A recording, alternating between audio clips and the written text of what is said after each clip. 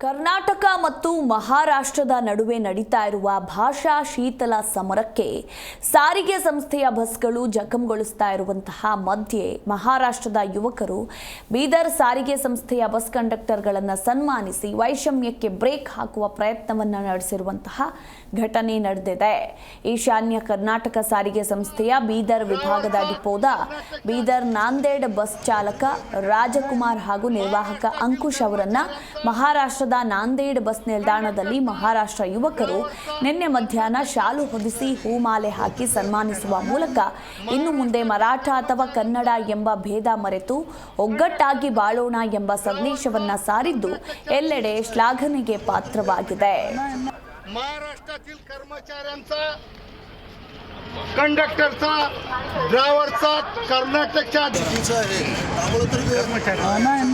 महाराष्ट्रातील कर्मचाऱ्यांचा, कंडक्टरचा, driver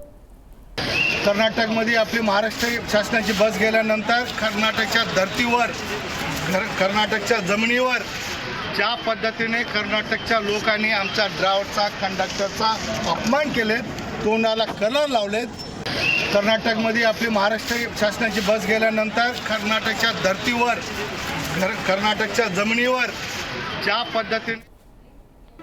G Kannada news ಈಗ ನಿಮ್ಮ ಮನೆಯಲ್ಲೇ ನೋಡಿ. ಎಲ್ಲ ಕೇಬಲ್ಗಳಲ್ಲಿ ಈಗ ಲಭ್ಯ. ನಿಮ್ಮ ನೆಚ್ಚಿನ ಜಿ ಕನ್ನಡ ನ್ಯೂಸ್ ಈಗ ಸನ್ ಡೈರೆಕ್ಟ್ ನಲ್ಲಿ number 292, Tata Play number 1664, Jio TV number 1334, NXT Digital number 30, In Cable number 30, City Networks 51, U Digital number 162, GTPL number 17, Rockline Telecommunications number 42, Shri Basaveshwara Cable number 168, Rural Cable Network 60, Vinayaka Digital 57, Abhishek Cable 821, City Channel 53, Siddeshwara Cable Network 57, ವಿ4 Digital Infotech 628, Surya Digital Networks 53, Gajanan digital number 836, Malnad Infotech Private Limited number 56, Metrocast number 830,